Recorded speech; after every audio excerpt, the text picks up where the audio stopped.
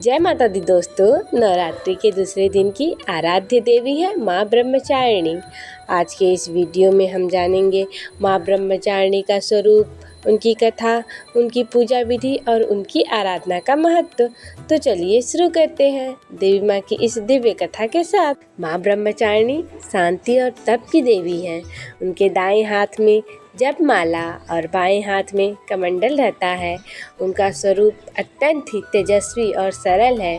माँ के चरणों में भक्ति करने से साधक को तप, त्याग, संयम और वैराग्य की प्राप्ति होती है। पौराणिक कथा के अनुसार हिमालय पुत्री पार्वती ने भगवान शिव को पति के रूप में पाने का संकल्प लिया। इसके लिए उन्होंने कठोर तपस्या आरंभ की।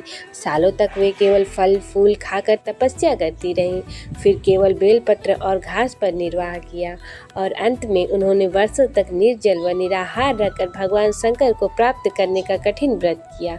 उनकी इस कठोर तपस्या और अटूट ब्रह्मचर्य व्रत के कारण ही वे ब्रह्मचारिणी नाम से प्रसिद्ध हुई।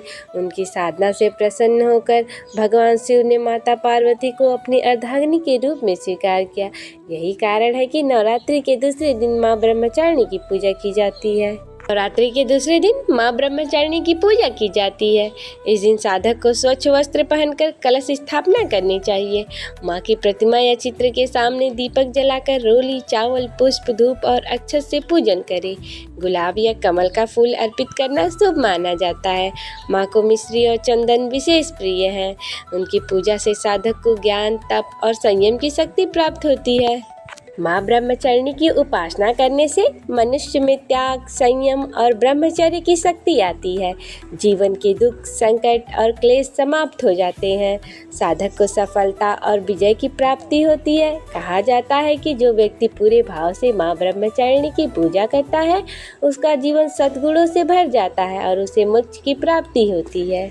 तो दोस्तों, यह थी माँ ब्रह्मचारिणी की कथा और उनकी महिमा। यदि आपको यह वीडियो अच्छा लगा हो तो इसे लाइक और शेयर जरूर करें और हमारे चैनल को सब्सक्राइब करें।